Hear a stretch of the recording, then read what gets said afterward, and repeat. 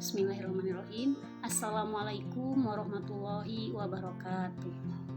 Selamat pagi anak soleh-solehah. Semoga semuanya dalam keadaan sehat lahir dan batin, dan semoga senantiasa selalu diberi kemudahan dan kelancaran dalam mencari ilmu, sehingga kalian semua mendapatkan ilmu yang bermanfaat. Amin ya Allah ya Rabbal alamin. Seperti biasa, sebelum kita memulai belajar, kita awali dulu dengan membaca doa sebelum belajar secara bersama-sama. Bismillahirrahmanirrahim. Rabbi zidni ilma warzuqni fahma. Ya Allah, tambahkanlah ilmu kepadaku dan berilah aku pemahaman. Amin. Anak-anak, sebelum dilanjut, Ibu mau bertanya dulu. Ada yang sudah tahu belum surat Al-Hujurat? Apa artinya Al-Hujurat? Berapa jumlah ayatnya? Terus di dalam Al-Quran surat Al-Hujurat urutannya berada pada urutan keberapa?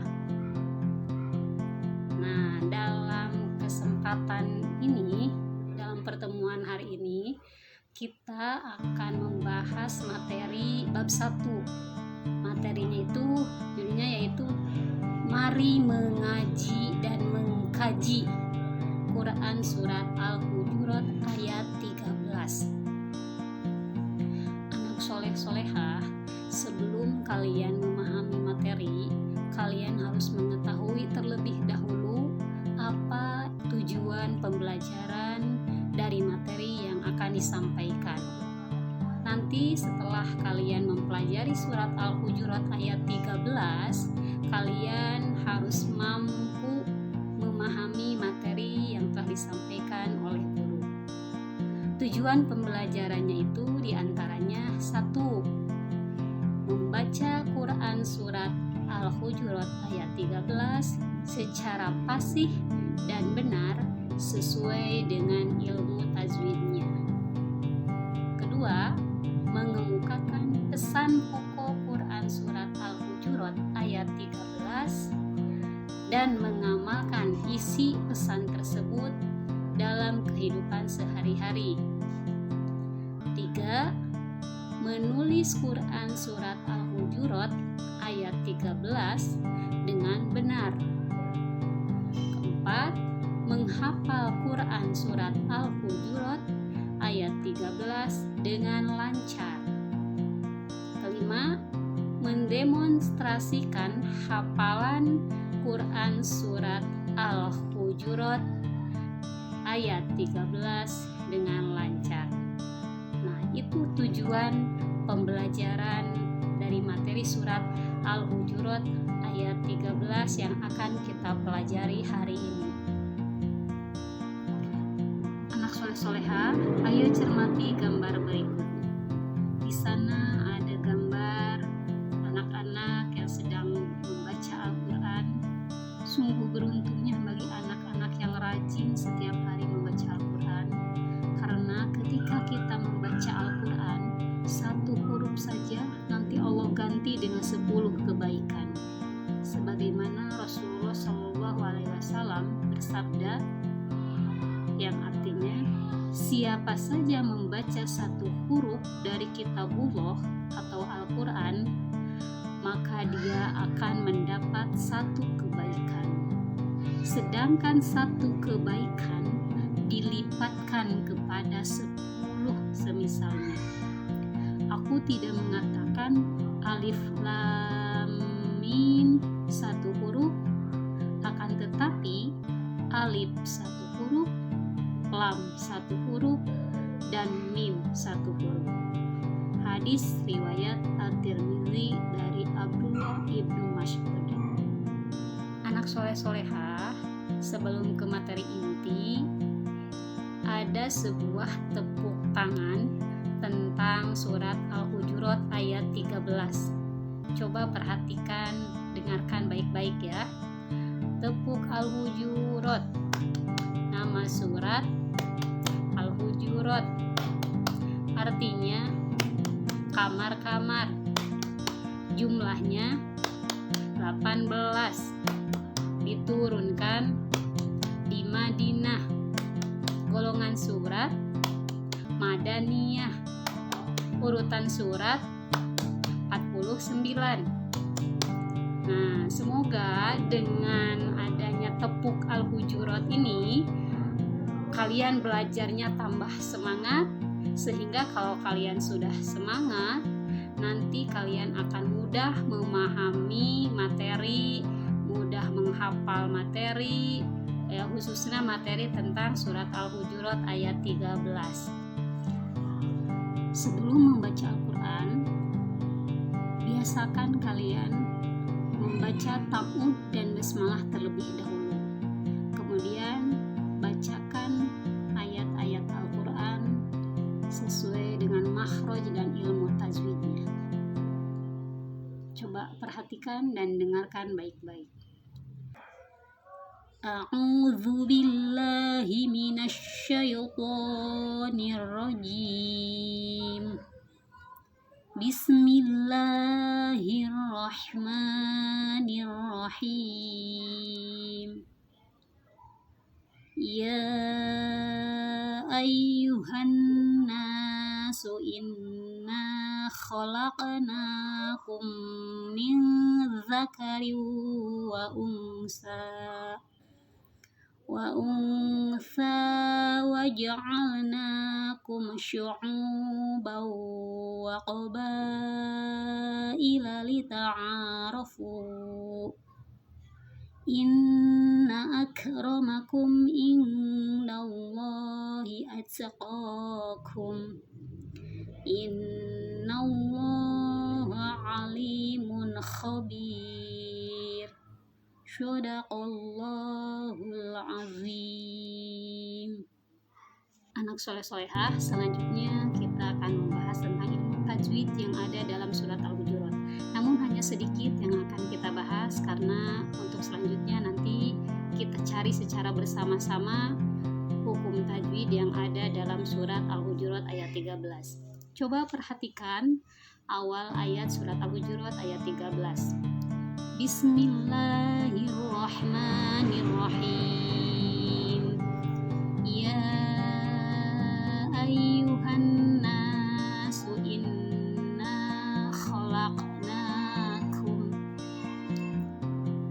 Dalam kalimat ya ayyuh terdapat hukuman tajwid majzaiz munfasil, dibaca 5 harokat. Kemudian dalam kalimat ayyuhan nasu terdapat hukum tajwid alif lam, yaitu alif lam syamsiah. Alif lam terbagi 2, alif lam syamsiah dan alif lam qamariyah. Selanjutnya dalam kalimat an-nasu terdapat alif yang menandakan itu mad atau panjang, mad tabi'i atau mad asli. Kemudian selanjutnya dalam kalimat inna ada nun di tasydid, itu disebut dengan gunnah atau dengung. Cara membacanya ditekan inna. Kemudian selanjutnya terdapat hukum tajwid mad. Nah, ada tanda alif, itu namanya mad tabi'i. Inna khalaqnakum. Dalam kalimat khalaqnakum terdapat hukum tajwid qalqalah, yaitu qalqalah sugro. Kenapa disebut qalqalah sugro? Karena terdapat di tengah-tengah kalimat. Jika di akhir kalimat, itu disebutnya qalqalah kubro. Inna khalaqnakum. Mungkin cukup sekian dari ilmu tajwidnya. Nanti kita akan cari secara bersama-sama tajwid-tajwid yang terdapat dalam surat Al-Hujurat ayat 13. Dalam surat Al-Hujurat ayat 13 Allah menjelaskan bahwa Allah telah menciptakan manusia dari jenis laki-laki dan perempuan. Manusia itu suka berkumpul dan berkelompok. Artinya, manusia itu beragam, sehingga mereka membentuk suatu suku atau bangsa. Nah, anak-anak, sebagai manusia, kita harus saling menghormati, menghargai keberagaman, apalagi yang terdapat di Indonesia, negara kita yang memiliki suku bangsa yang bermacam-macam. Supaya lebih mudah memahami makna surat Al-Hujurat ayat 13, mari kita perhatikan arti per kata dari surat Al-Hujurat ayat 13. Ya ayyuhan nasu, artinya wahai manusia. Inna khalaqnakum, sungguh kami telah menciptakan kamu, zakarin, dari seorang laki-laki, wa untha, dan seorang perempuan. Wa ja'alnakum, kemudian kami jadikan kamu syu'uban, berbangsa-bangsa, wa qabaila, dan bersuku-suku, lita'arafu, agar kamu saling mengenal. Inna akramakum, sesungguhnya yang paling mulia di antara kamu, indallahi atqakum, di sisi Allah ialah orang yang paling bertakwa. Innallaha, sungguh Allah, alimun, maha mengetahui, khabirun, maha teliti. Itu merupakan arti perkata. Setelah kalian memahami arti perkata, mungkin nanti akan lebih paham makna dari surat Al-Hujurat ayat 13. Allah Subhanahu wa Ta'ala melalui Al-Quran surat Al-Hujurat ayat 13 memberikan gambaran kepada kita bahwa keragaman manusia diciptakan oleh Allah itu dengan tujuan agar mereka saling mengenal. Dengan saling mengenal sesama orang, kita akan terhindar salah paham atau prasangka negatif atau saling menggunjing yang tidak benar. Dengan demikian, tidak ada di antara kita saling menganggap diri paling benar atau paling baik. Allah Subhanahu wa Ta'ala sudah mengingatkan bahwa sesungguhnya yang paling mulia di antara kamu di sisi Allah Subhanahu wa Ta'ala adalah orang yang paling bertakwa. Kemudian Allah menjadikan kita berbangsa-bangsa dan bersuku-suku supaya saling membantu, saling melengkapi, dan bekerja sama, bukan saling mengolok-olok dan saling memusuhi antara satu kelompok dengan kelompok lainnya. Allah Subhanahu wa Ta'ala tidak senang terhadap orang yang menampakkan kesombongan dengan keturunan, kekayaan, atau kepangkatan, karena sesungguhnya yang paling mulia di hadapan Allah Subhanahu wa Ta'ala hanyalah orang yang paling bertakwa. Oleh karena itu, kalian hendaknya berusaha untuk meningkatkan ketakwaan supaya menjadi orang yang mulia di hadapan Allah Subhanahu wa Ta'ala. Di tengah keragaman itu, maka manusia diminta untuk saling berlapang dada, bertenggang rasa, karena manusia sebagai wakil Allah Subhanahu wa Ta'ala di atas bumi mendapat mandat tugas untuk mengelola dan menjaga kelestarian bumi ini. Nah, dalam rangka itu, manusia harus mencipta harmoni dan damai. Berbeda dalam persaudaraan, bersaudara dalam perbedaan. Belajar Al-Quran bukan hanya membacanya saja yang harus dipelajari, tapi tata cara menulis Al-Qurannya juga harus kita pelajari dan perhatikan. Ya. Ketika kita akan menulis Al-Quran, harus dimulai dari sebelah kanan ke kiri. Kemudian kita harus memperhatikan penulisan hurufnya, sebab ada huruf yang ditulis di atas, tengah, dan di bawah garis. Langkah selanjutnya, memperhatikan penulisan titik, gerigi, dan harokat dengan benar. Itu petunjuk atau langkah-langkah menulis Al-Quran secara sederhana. Nanti untuk lebih jelasnya kita akan berlatih bersama-sama menulis surat Al-Hujurat ayat 13. Selanjutnya kita masuk ke materi menghafal Al-Quran surat Al-Hujurat ayat 13. Setelah membaca, memahami pesan pokok, dan belajar menulis ayat-ayat Al-Quran surat Al-Hujurat ayat 13, maka ketika akan menghafalnya itu akan lebih mudah. Namun ketika akan menghafal ayat Al-Quran, kita harus punya niat yang ikhlas karena Allah Ta'ala dan usaha yang sungguh-sungguh, agar ketika menghafal Al-Quran diberi kemudahan dan kelancaran.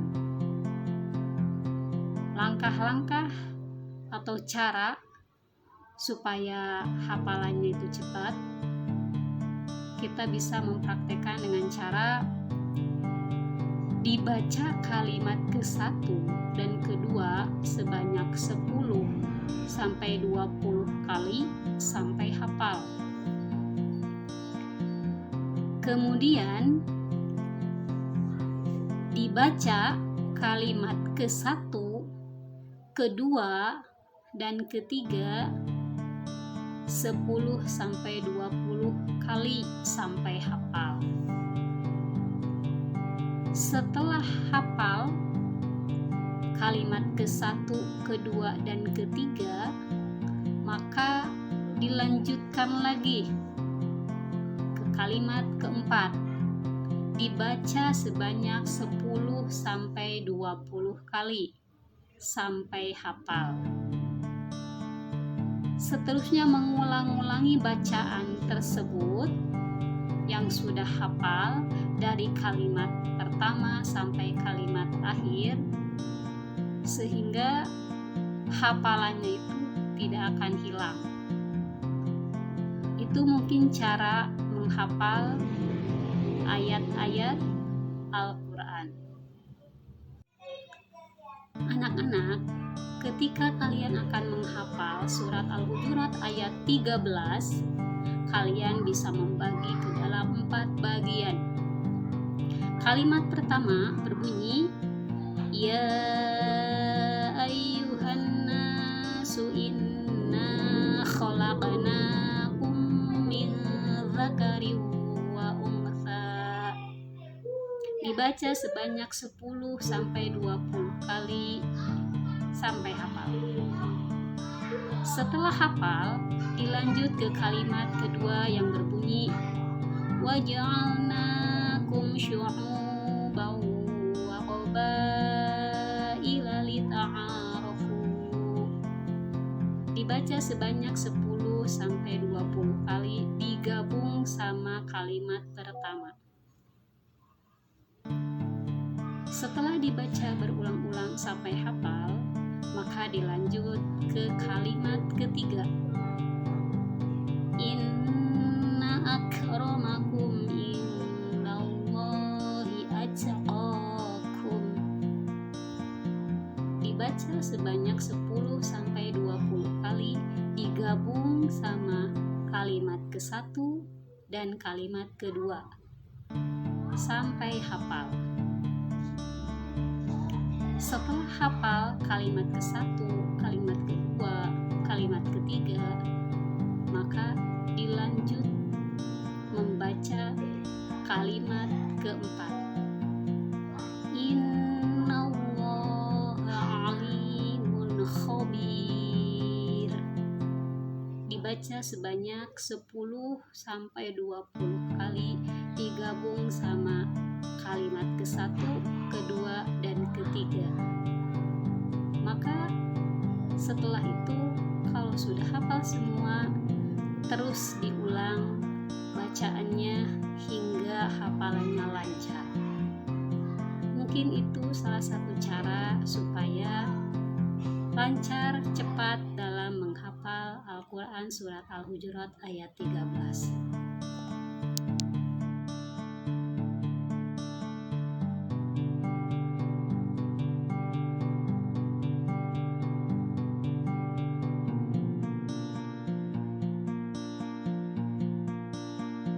Sekian materi yang bisa disampaikan.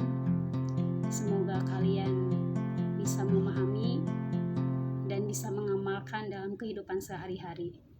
Mari kita simpulkan materi hari ini tentang surat Al-Hujurat ayat 13 yang berisi bahwa Allah menciptakan manusia dari jenis laki-laki dan perempuan. Allah Subhanahu wa Ta'ala menciptakan keberagaman manusia dengan tujuan agar saling mengenal. Keberagaman manusia yang ada merupakan anugerah yang patut kita syukuri. Allah Subhanahu wa Ta'ala tidak memandang warna kulit, pangkat, derajat, kedudukan, kekayaan, tapi yang Allah lihat hanya ketakwaan dari manusia. Perbedaan yang ada di keluarga kita, di masyarakat, di negara, jangan dijadikan perselisihan, tapi jadikanlah perbedaan itu keindahan. Sekian, terima kasih. Assalamualaikum warahmatullahi wabarakatuh.